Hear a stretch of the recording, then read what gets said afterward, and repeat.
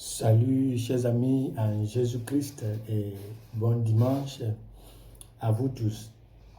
Il y a quelques jours, nous avons célébré la solennité de l'Ascension du Seigneur. Et aujourd'hui, nous célébrons le 7e dimanche de Pâques, année A, et qui est le dernier dimanche avant le dimanche de Pentecôte, qui va clôturer le temps pascal. Aujourd'hui, nous méditons autour du livre des Actes des Apôtres, chapitre 1, verset 12 à 14, première lettre de Saint-Pierre au chapitre 4, verset 13 à 16, et l'évangile selon Saint Jean, chapitre 17, du verset 1 à 11. Et nous avons comme thème dans la salle d'attente de la Pentecôte. Donc, ce dimanche, nous sommes au Cénacle, qui pour moi, c'est une salle d'attente parce que nous marchons vers la Pentecôte, la promesse que Jésus nous a faite.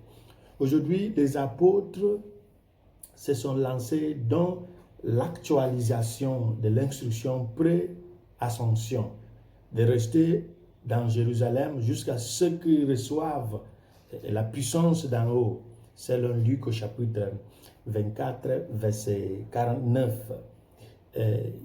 Ils n'étaient pas enfermés dans la chambre haute pour des loisirs, mais pour la prière en prévision de ce qui a été promis, l'effusion du Saint-Esprit. Avant que nous puissions ou que nous pensions que ces hommes étaient seulement cette affaire du Cénacle était simplement une affaire des hommes qu'on dit des hommes, les gens masculins, ou une affaire autour des apôtres. Nous allons écouter Luc nous parle de la constitution de cette chambre haute.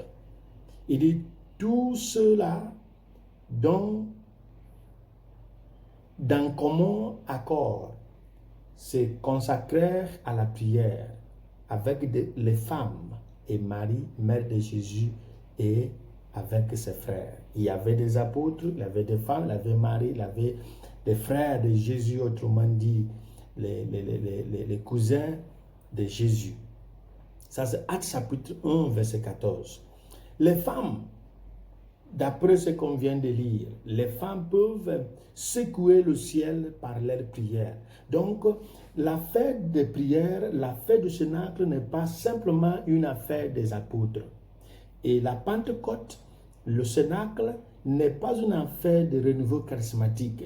La neuvaine à l'Esprit Saint n'est pas une neuvaine spécialement faite pour les pères et les frères du Saint-Esprit ou les sœurs du Saint-Esprit, mais pour tout chrétien.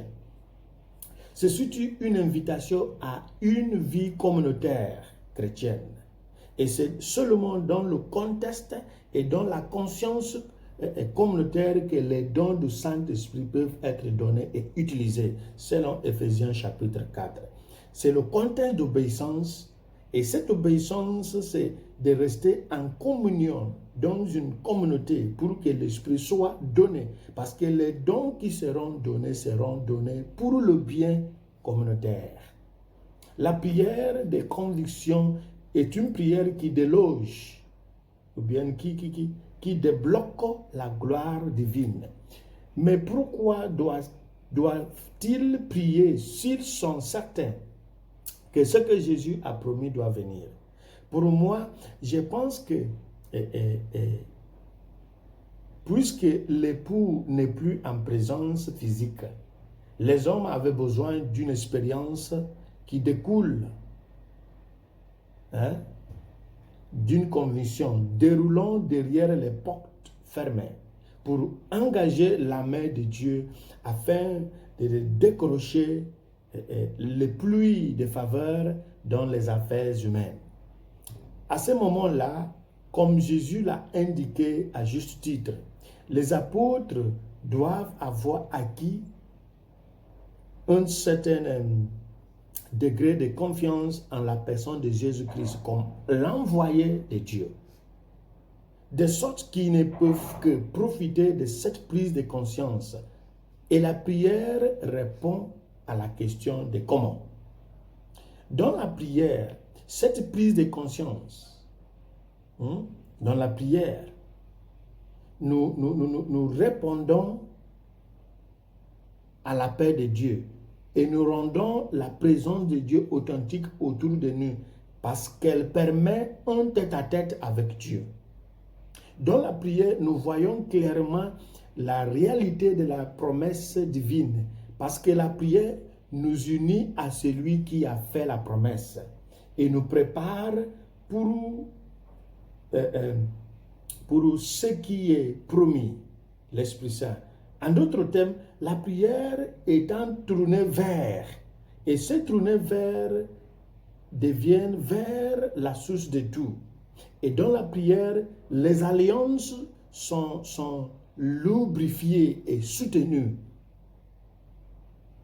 La prière débloque l'esprit de gloire, comme Pierre l'a fait dans la deuxième lecture. 1 Pierre chapitre 4, verset 13 à 16.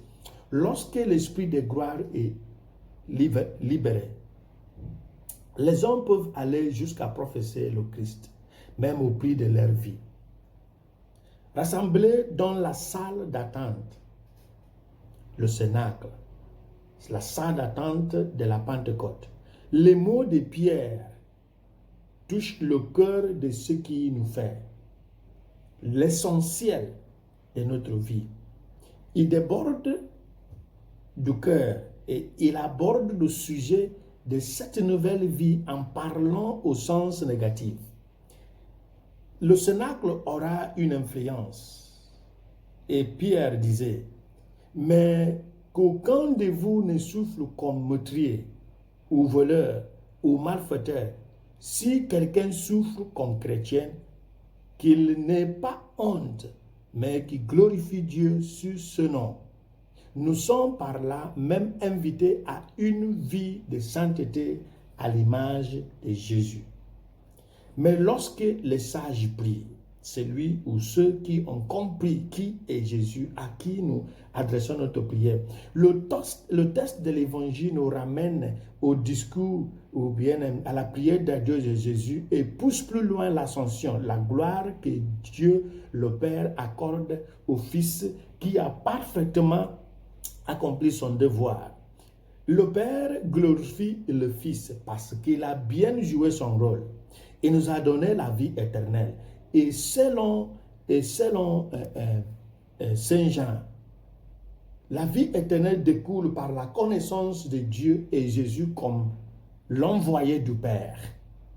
Et celui qui croit en Jésus est invité à passer par l'amour de Dieu et des frères et sœurs pour que, en voyant cet amour qui nous réunit, le monde connaîtra que nous appartenons à Jésus qui est le Fils et l'envoyé du Père. Et c'est ça le sens de la vie éternelle selon Saint Jean.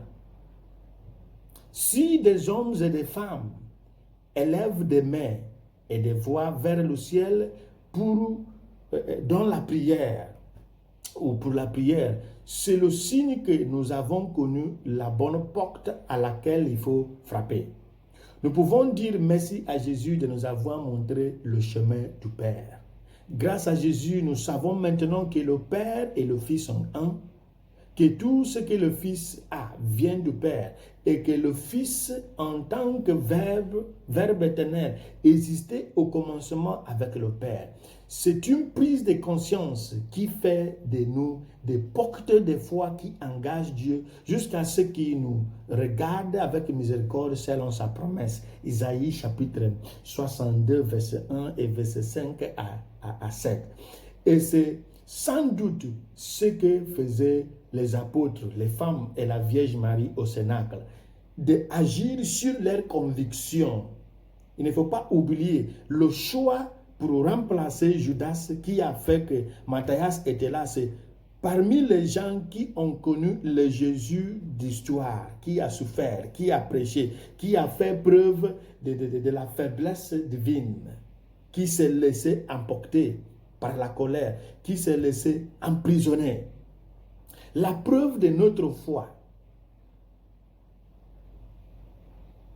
à la tradition apostolique et de participer à l'activité du Cénacle dans l'optique des convictions que ce que Jésus nous a promis se réalisera. Nous observons et prions dans la salle d'attente de la Pentecôte en attendant l'heure de notre vol. Dieu est prêt à nous glorifier comme le Fils l'a demandé.